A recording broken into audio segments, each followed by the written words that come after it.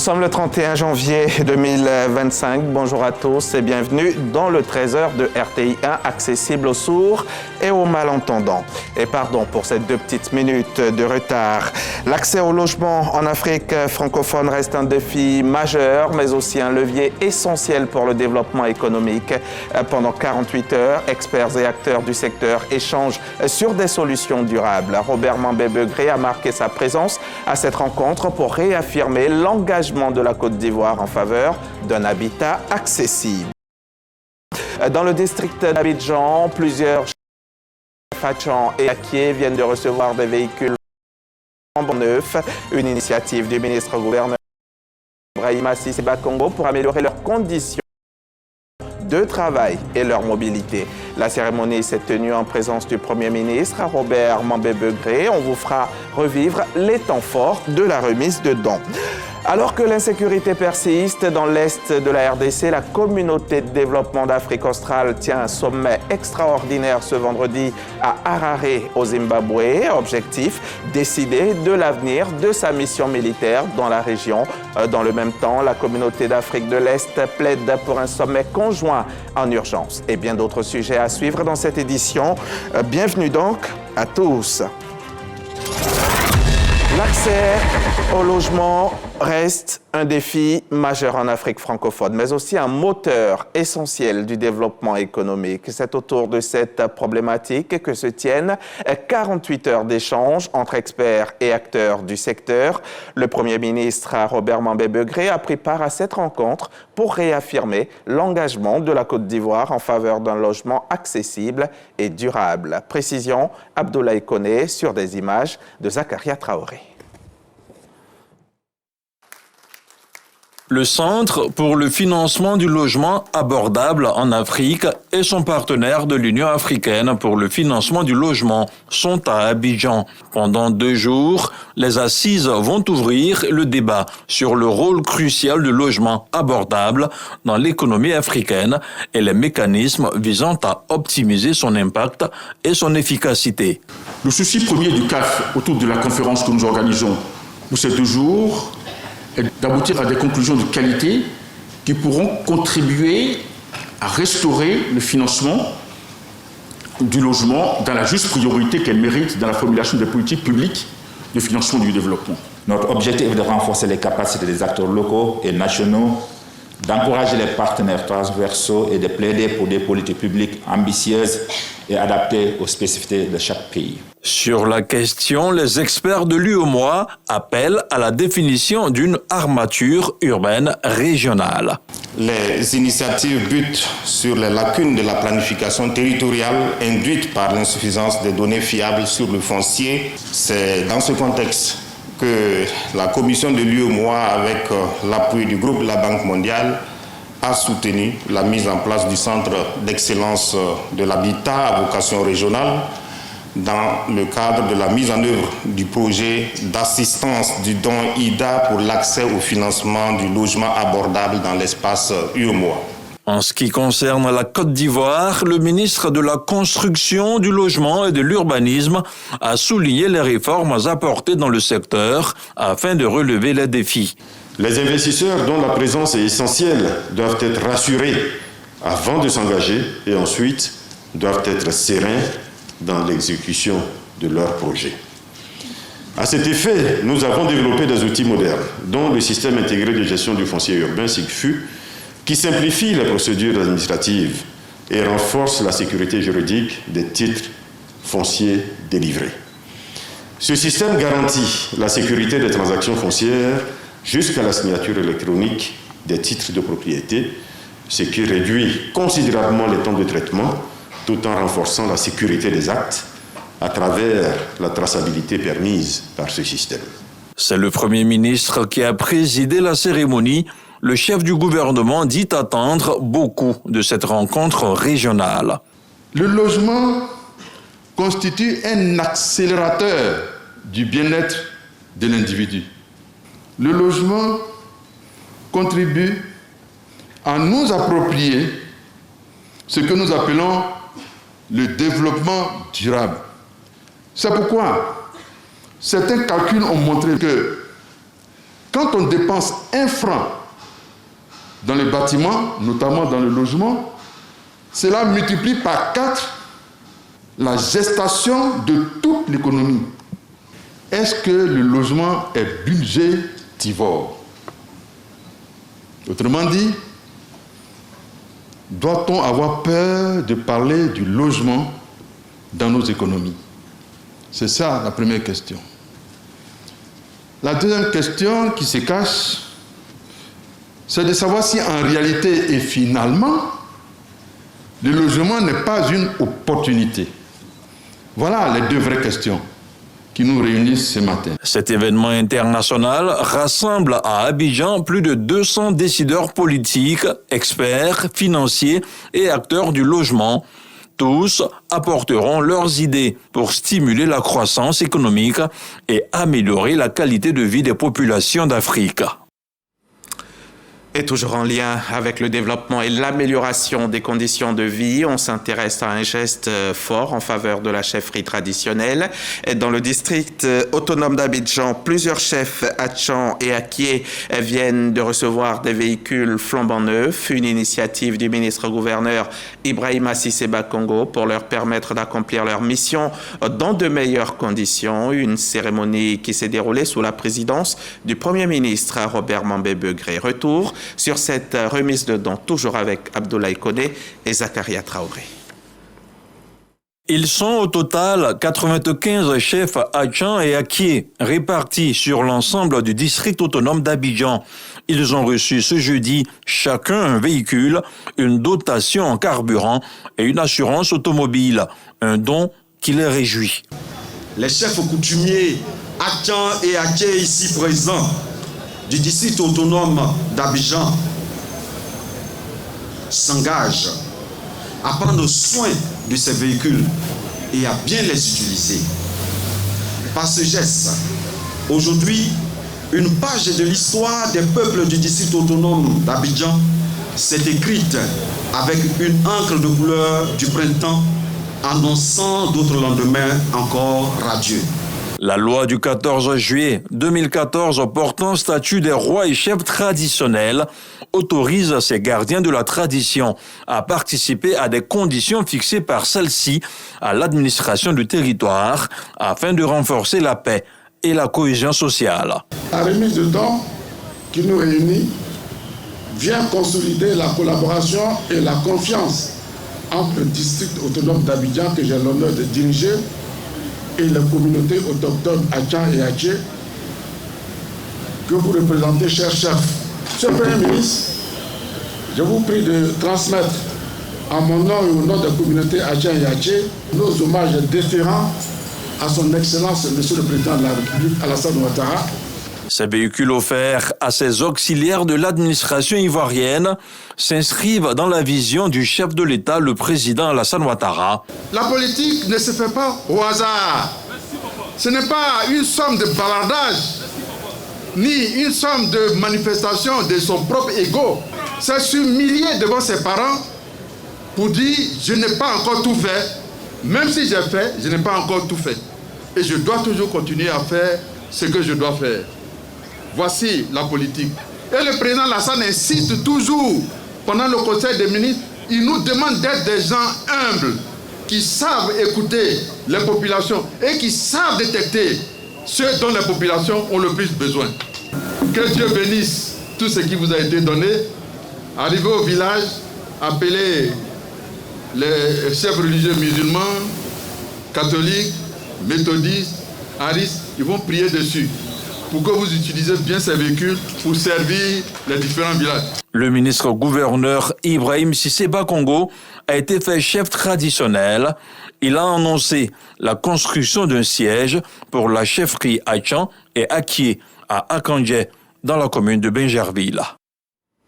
Et puis en bref et en images, l'économie verte et le financement des PME sont aussi au cœur des préoccupations. Une convention vient d'être signée pour soutenir les entreprises engagées dans des projets écologiques. La Caisse des dépôts et consignations de Côte d'Ivoire, à travers sa filiale CDCCI Capital, vient de conclure un accord de financement de 3 milliards de francs CFA avec NCA Bank. L'objectif est d'encourager les investissements verts et soutenir les entreprises engagées dans le développement durable. Les détails de cette convention vous seront livrés prochainement par Jean-Jacques Kwame Alla. Et pendant que ces financements sont débloqués, les autorités renforcent la surveillance de nos eaux maritimes. La Marine nationale ivoirienne a intercepté le 28 janvier dernier un chalutier chinois opérant illégalement dans les eaux de Sassandra. À son bord, 22 personnes et plus de 20 kg de poissons. Le navire a été dérouté vers Abidjan pour des vérifications approfondies. Ce n'est pas une première. D'autres bateaux suspects avaient déjà été arraisonnés en décembre. Les autorités renforcent donc la surveillance maritime pour lutter contre la pêche illégale et les trafics en mer. On va à présent revenir sur cette problématique cruciale qui affecte nos régions, le réchauffement climatique et la transhumance. L'armée ivoirienne s'y intéresse de près. Chaque année, le cours d'études supérieures de défense organise une mission d'études intérieures au profit des officiers des armées africaines. Et cette année, 25 auditeurs issus de 13 pays se sont penchés sur les impacts du réchauffement climatique et de la transhumance sur la sécurité nationale, notamment dans les régions du Poro et du Tchologo. Les résultats de leurs travaux ont été présentés à la haute hiérarchie militaire, à l'Académie des forces armées de Zambakro. Corona Soro, RTI Boaké. 25 auditeurs issus de 13 nations européennes et africaines ont séjourné dans la région du Poro et du Tchologo pour travailler sur des thèmes d'actualité, à savoir la transhumance animale, le réchauffement climatique. Ces officiers ont réfléchi sur les risques sécuritaires que posent ces deux sujets. La restitution officielle des conclusions des travaux a réuni la haute hiérarchie militaire à l'Académie des forces armées à Zambakro. Le commandant des écoles et centres de formation situe l'enjeu de ces travaux. Le cours d'études supérieures de défense de Zambakro organise chaque année académique 3 missions d'études, 2 missions intérieures et une mission à l'extérieur. Si les objectifs sont d'initier ces auditeurs à la prospective, développer leur ouverture d'esprit et enrichir leurs connaissances sur des problématiques contemporaines, le but ultime de cette restitution est de replacer le CSD comme outil d'évaluation et de réflexion stratégique au profit du continuum défense et sécurité. La rareté des terres propice à l'élevage, le cadre juridique et institutionnel de la transhumance, les couloirs de transhumance, la sensibilisation des communautés pour mettre fin aux récurrents conflits éleveurs-agriculteurs ont été des sous-thèmes abordés. Des propositions ont été faites par les officiers qui ont participé aux travaux, notamment un système d'identification et de traçabilité, la réhabilitation des couloirs de transhumance, la protection des terres agricoles, la mise en place d'une force ministre de gestion de la transhumance, le développement de l'agriculture fourragère, réchauffement climatique et transhumance dans les régions du Poro et du Tchologo. Quel impact sur la sécurité nationale était le thème des travaux. Lutter contre les risques et améliorer la gouvernance, c'est l'objectif de l'inspection générale d'État qui vient de finaliser une cartographie des risques dans 5 ministères, en collaboration bien entendu avec le PAGDES, le projet d'amélioration de la gouvernance pour la délivrance des services de base aux citoyens, un outil essentiel pour renforcer la transparence et l'efficacité de l'administration. Victorine Yaoyobwe nous en dit plus. La cartographie des risques présente les sinistres éventuels auxquels peuvent faire face les structures, de sorte à les anticiper, sinon atténuer leur impact en vue de l'atteinte des objectifs. Vu l'évolution de la technologie et des besoins des populations, entre autres, l'administration se doit de se réinventer pour une meilleure utilisation des ressources de l'État. C'est dans cette dynamique que l'Inspection générale d'État inscrit la mise en place de ce dispositif en collaboration avec le PAGDS, le projet d'amélioration de la gouvernance pour la délivrance des services de base aux citoyens. 5 ministères bénéficient de cette formation sur la cartographie des risques. Ce sont ceux de la justice, de l'éducation nationale, de la promotion de la jeunesse, de la solidarité et des sports. Les agents formés ont pris la pleine mesure des enjeux de cette initiative. Reste maintenant la mise en œuvre de la cartographie des risques dans les ministères ciblés pour un service public proactif et sans corruption. Une bonne gouvernance passe aussi par l'engagement citoyen et le volontariat joue un rôle clé dans ce processus. L'ambassade du Canada à Abidjan a célébré hier jeudi la journée ivoirienne du volontariat canadien, un moment de reconnaissance pour ces acteurs qui contribuent au développement et au renforcement des liens entre les deux pays. Aminata Sanogo et Sephora Zegui reviennent sur cette célébration. La journée ivoirienne du volontariat canadien, un événement qui met en lumière le rôle essentiel des volontaires canadiens engagés aux côtés des organisations de la société civile ivoirienne et du gouvernement dans un esprit de solidarité et de coopération internationale. Le mot partenariat, pour moi, qui illustre ce programme de volontariat. Partenariat pour un bénéfice mutuel, mais partenariat qui date de plus de 60 ans entre le Canada et la Côte d'Ivoire, et un partenariat qui est caractérisé par le programme de coopération au développement. Les organisations bénéficiaires reconnaissent ce travail que les volontaires canadiens font et apprécient également ce travail. Et comme nous avons pu le voir lors du panel de tout à l'heure, je pense que c'est vraiment l'objectif de cette rencontre. Cet événement, initié par l'ambassade du Canada, veut célébrer le travail inestimable des volontaires.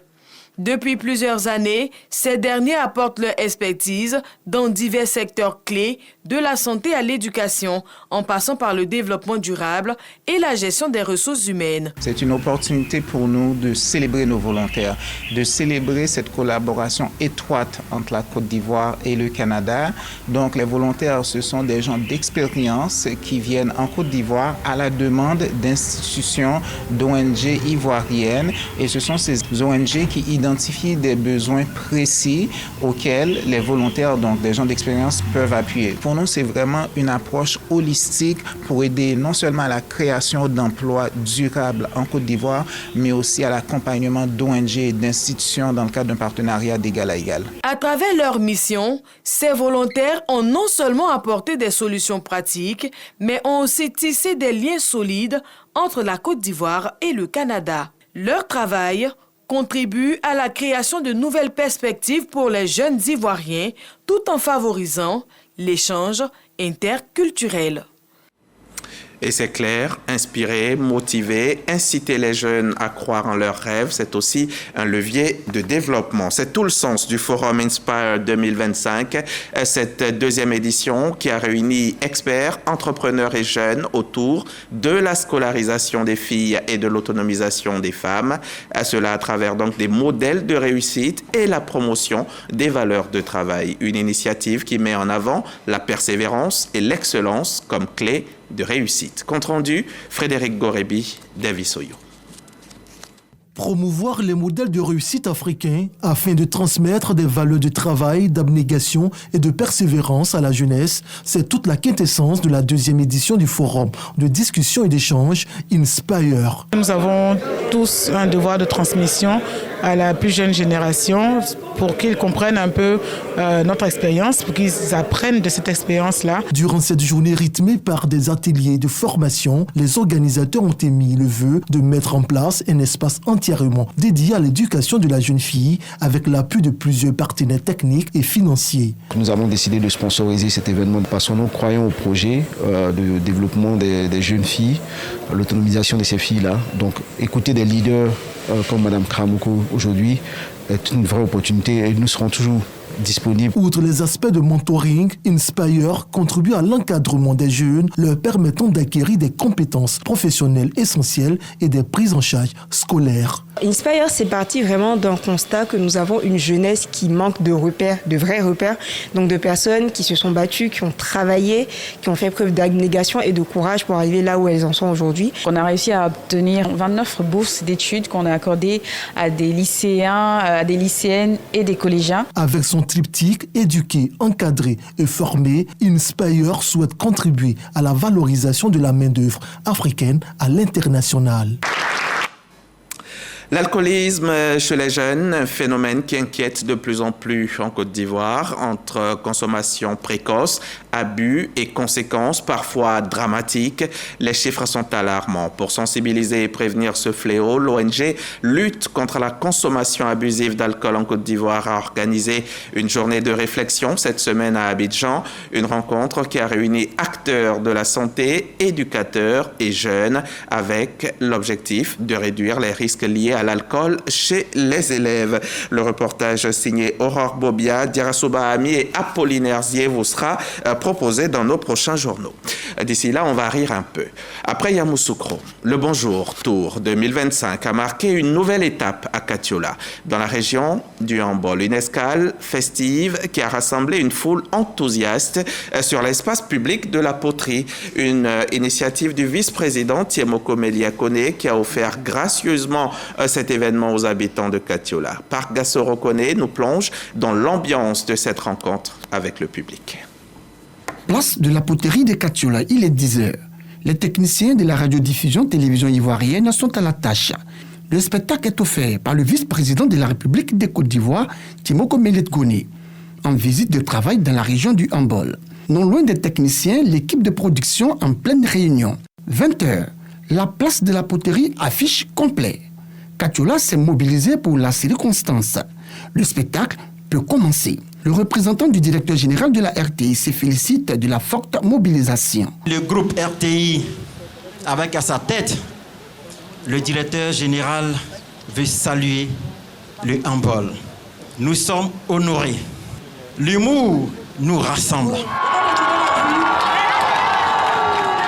Sur scène, les humoristes font montre de leur savoir-faire. Créativité, improvisation, interaction, communion avec le public. Pardonnez les femmes Tangana. On sait qu'un matin il fait froid. Mais quand vous voulez chauffer l'eau pour vos maris pour qu'ils se lavent là, évitez de chauffer l'eau là dans ma mine de sauce. C'est la toute première fois que je les vois comme ça. On a aimé, on a apprécié. C'est magnifique. Je veux que l'année prochaine, il faut que Bonjour vienne ici à Katiola. Bonjour était placé sous le haut patronage du vice-président de la République, représenté à cette fête du rire. C'est un bon label que nous allons soutenir. Je voudrais donc, au nom du vice-président, vous dire merci pour ce que vous faites pour la population ivoirienne. En plus des humoristes, Katiola a aimé et salué la surprise avec l'artiste-chanteur de Bordeaux, Likunfa. Prochaine étape pour humoristes et équipe de production, Dembokro, le samedi 1er février à 20h. Bonjour 2025, le concept Bonjour, c'est une innovation, un concept bien entendu de la RTI. RTI 1. L'actualité internationale à présent, alors que la communauté de développement d'Afrique australe, la SADC, a déployé une force multinationale composée de soldats sud-africains, tanzaniens et malawites dans l'est de la RDC. Un sommet extraordinaire des chefs d'État de l'organisation est prévu ce vendredi 31 janvier à Harare au Zimbabwe pour évoquer la situation au Nord Kivu et au Sud Kivu. Harare confirme que l'ordre du jour serait principalement consacré au débat concernant l'engagement de l'organisation dans l'Est de la RDC. À présent, place au JT du sport.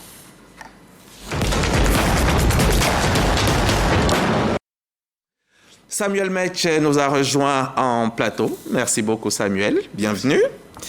Alors Samuel Metch, il y a la CAF qui décide d'installer son tout premier siège, le tout premier siège de l'association des clubs africains pour une meilleure prise en charge de la question de professionnalisation des clubs africains sur le plan mondial. Et oui, mon cher Hamza, c'est un acte important dans le développement et la coopération sportive en Afrique.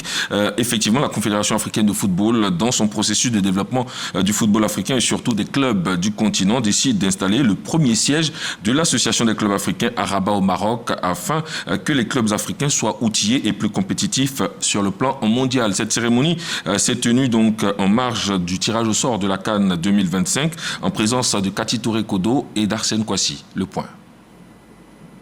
C'est dans ce somptueux cadre du complexe sportif Mohamed VI de Rabat au Maroc que l'association des clubs africains ACA pose ses valises. Ce choix reflète la reconnaissance du rôle stratégique du royaume chérifien dans le sport africain et son engagement à promouvoir les valeurs de solidarité et de partenariat entre les clubs du continent. Dans la dynamique, une convention a été signée entre le président de la Fédération royale marocaine de football et le nouveau locataire des lieux. C'est un grand jour pour le football africain, c'est un jour historique pour nous, signer un accord de l'installation du siège de l'association des clubs africains. L'association des clubs européens existait il y a longtemps, mais l'association des clubs africains n'existait pas. Donc il était important pour nous de nous mettre ensemble et de faire front commun pour relever tous les défis et aussi trouver les solutions en matière de voyage, marketing et droit. L'association des clubs africains s'installe ici au Maroc pour la simple et bonne raison que le Maroc a ouvert ses portes pour le développement du football africain. Pour preuve, nous avons la CAN en décembre et en janvier prochain et le mondial qui s'annonce en 2030. Ce n'est pas de la plaisanterie d'avoir une nation africaine qui abrite le mondial. Et cela démontre la vision et la magnificence de Sa Majesté le roi Mohamed VI. Cet accord incarne une volonté commune de renforcer les relations entre les clubs africains, d'améliorer la gouvernance sportive et de favoriser le développement des talents du continent. Et puis Samuel Metch, dans le cadre de la CAN 2025 qui aura lieu en décembre prochain, les éléphants de Côte d'Ivoire connaissent non seulement leur poule, mais aussi leur camp de base. Effectivement, Hamza Diaby, tête du groupe F, aux côtés donc du Maroc, du Gabon et du Mozambique, pour la 35e édition de la Coupe d'Afrique des Nations. La Côte d'Ivoire est la seule équipe du groupe F, il faut le préciser, qui élira donc domicile à Marrakech. Les matchs de l'équipe ivoirienne se dérouleront dans le grand stade de Marrakech, un stade de 45 000 places. Le grand stade de Marrakech est une véritable prouesse architecturale, située donc dans l'une des villes touristiques les plus prisées au monde, c'est-à-dire Marrakech. Et pour ce qui concerne donc l'hôtel qui servira de camp de base à Emers Faé et son commando, il s'agit du parc Hyatt Marrakech, un réceptif hôtelier qui constituera donc le quartier général de la sélection nationale de Côte d'Ivoire et qui dispose de 130 chambres, dont 69 suites de luxe, il faut le signifier. Le Maroc a voulu naturellement donc respecter le rang et le statut donc des champions d'Afrique en leur offrant un camp de base de haute qualité, une capacité d'accueil qui bénéficie également donc d'une vue imprenable sur les montagnes de l'Atlas. Et puis le parc Hyatt Marrakech est l'une des adresses les plus prestigieuses de l'hôtellerie de luxe au Maroc, qui allie luxe contemporain au charme traditionnel donc de Marrakech. La première sortie des hommes de Faé Emers est prévue pour le 24 décembre 2025 face au Mozambique, donc au grand stade de Marrakech. Et cette édition établira aussi un record avec 9 stades que le Maroc offre donc dans 6 villes hôtes, dont Rabat, Casablanca, Marrakech, Fès, Agadir et Tanger, mais aussi 24 camps de base, une pour chaque équipe, quelque chose d'encore inédit que le Maroc a aussi mis en place. Les différentes villes hôtes sont donc les suivantes. Marrakech, on aura la Côte d'Ivoire dans le groupe F, l'Angola, l'Afrique du Sud et le Zimbabwe qui sont donc dans d'autres groupes. Casablanca, ce sera donc la ville où il y aura plusieurs camps de base pour les équipes de la Zambie, des Comores, du Mali, du Burkina Faso, de la Guinée équatoriale et du Soudan. À Rabat, on aura les équipes de la Tunisie, l'Ouganda, la Tanzanie, la RDC, le Bénin, Botswana et l'Algérie. Tanger sera donc la ville où va se tenir le camp de base du Sénégal. À Fès, on aura l'équipe du Nigeria. À Agadir, on aura l'Égypte, le Cameroun, le Gabon, le Mozambique. Et puis le Maroc s'installera donc à Salé, une localité proche de Rabat, Hamza Diaby. Ça, c'est pour la CAN 2025. Pour ce qui est du foot local, la Ligue 1, la Ligue 2, les acteurs reprennent du service. Les acteurs reprennent du service. Et d'ailleurs, la première partie du championnat, il faut le rappeler, donc c'est achevé avec la 15e journée après 120 matchs et plus de 250 buts inscrits. Et comme leader, la FAD a égalité donc de points avec le stade d'Abidjan. Donc le championnat local Ligue 1 et Ligue 2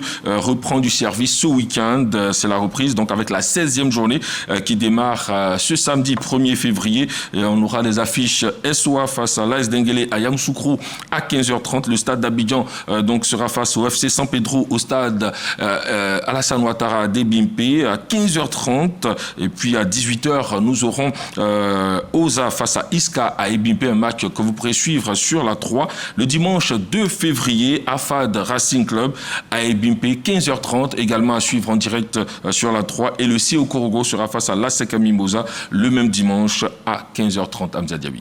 Merci Samuel. Merci. Samuel Metch, merci beaucoup pour ce point complet sur l'actualité sportive. Ainsi s'achève donc cette édition du 13h. Merci de nous avoir suivis. Je vous donne rendez-vous demain samedi à la même heure pour une nouvelle édition avec toute l'actualité en Côte d'Ivoire et ailleurs. Excellent après-midi à tous et à demain.